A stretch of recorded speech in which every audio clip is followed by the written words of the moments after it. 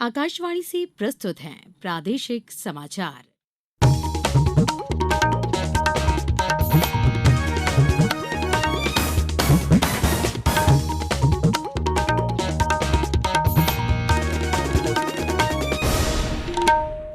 नमस्कार, समाचारों के साथ मैं पूर्वा त्रिवेदी। केंद्रीय गृह मंत्री अमित शाह ने सशस्त्र सीमा बल एसएसबी के स्थापना दिवस पर बल के सभी अमर शहीदों को श्रद्धांजलि दी है।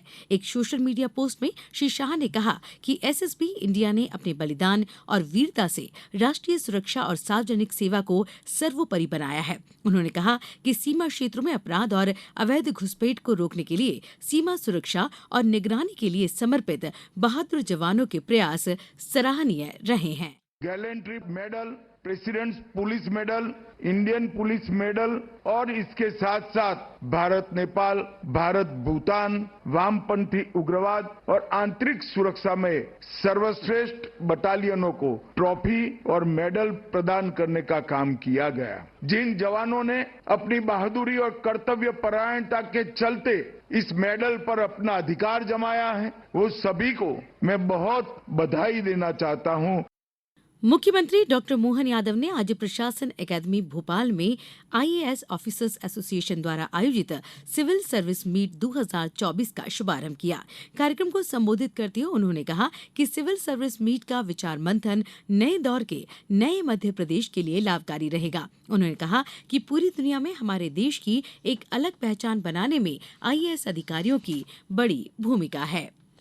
केंद्रीय मंत्री किरण रिजिजू ने बताया कि जिन दो भाजपा सांसदों को कथित तौर पर वरिष्ठ कांग्रेस नेता राहुल गांधी ने धक्का दिया था, उनकी हालत स्थिर है। संसद भवन में मीडिया से बात करते हुए श्री रिजिजू ने कहा कि सांसदों को संसदीय मर्यादा बनाए रखनी चाहिए और शारीरिक बल का सहारा नहीं लेना चाहिए। हमारा एनडीए के सांसदों को हमने बहुत अच्छी तरह से समझाया है। मेंबर ऑफ पार्लियामेंट होने के नाते संसद का गरिमा को बनाए रखना चाहिए, हाथापाई नहीं करना चाहिए। जो भी बोलना है आप जुबान से बोलिए, शब्दों में बोलिए, ये बोलने का आजादी है।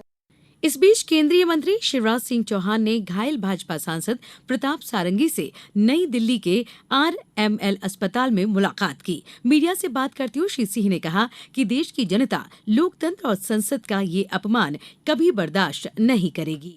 कल जिस ढंग की हरकत की है वो केवल अशोभनीय अक्षम्य है। लोकतंत्र का गला घोंटना, लोकतंत्र का अपमान, ये कांग्रेस के डीएनए में है। जो अपराधी हैं वो आंदोलन कर रहे हैं, लेकिन लोकतंत्र का ये अपमान हिंदुस्तान की जनता कभी सहन नहीं करेगी। संसद का अपमान भी हिंदुस्तान की जनता सहन नहीं करेगी। प्रधानमंत्री नरेंद्र मोदी के स्वच्छ भारत अभियान के तहत अब बुरहानपुर शहर में ई कचरा वाहन घर घर जाकर कचरा एकत्रित करेंगे। कचरा संग्रहण के लिए अब इलेक्ट्रिक कचरा वाहनों का उपयोग शुरू होगा। नगर निगम ने पर्यावरण संरक्षण की दृष्टि से 10 नए ई कचरा वाहन खरीदे हैं। इन वाहनों को चार्ज करने के लिए नगर निगम में ही चार्जिंग स्टेशन बनाया गया है। आरटीओ से रजिस्ट्रेशन होते ही इनका उपयोग शुरू हो जाएगा। साथ ही निगम सौर ऊर्जा उपयोग के लिए छत पर सोलर पैनल लगाने की भी तैयारी कर रहा है। इससे बिजली की खपत कम होगी। प्रदेश में हवाओं का रुख बदलने के कारण न्यूनतम तापमान में धीरे धीरे बढ़ोतरी होने लगी है। इससे कड़ाके की ठंड से लोगों को राहत मिली है। अब कुछ समाचार संक्षेप में। बुरहानपुर में प्रधानमंत्री कॉलेज ऑफ एक्सीलेंस नीपानगर में भारतीय ज्ञान परंपरा से संबंधित एकेडमिक व सांस्कृतिक गतिविधियां हुई। इसमें शासकीय कॉलेज धुलकोट के विद्यार्थियों ने भी हिस्सा लिया।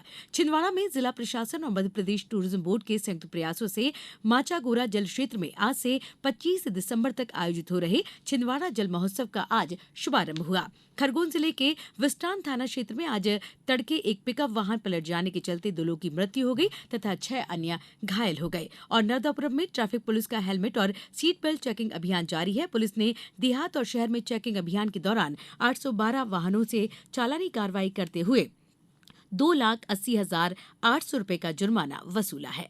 इस बुलेटिन में बस इतना ही। नमस्कार।